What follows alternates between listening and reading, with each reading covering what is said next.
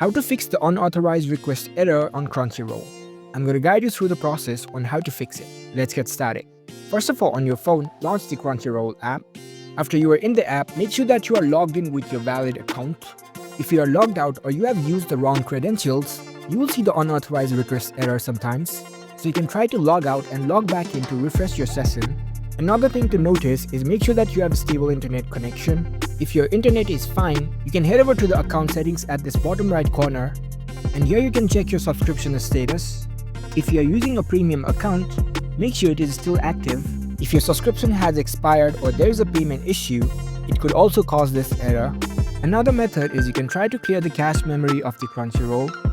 Tap and hold on this Crunchyroll app icon, and over here you can see this information icon. Tap on it.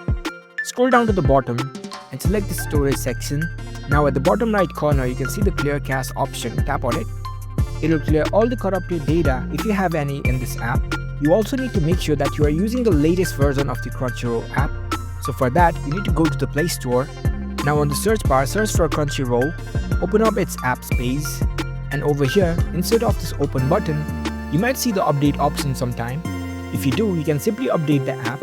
And if you are using any VPN or proxy server, you need to disable that because it can block requests coming from the servers. After doing all these, you will be able to fix the unauthorized request error in Crunchyroll.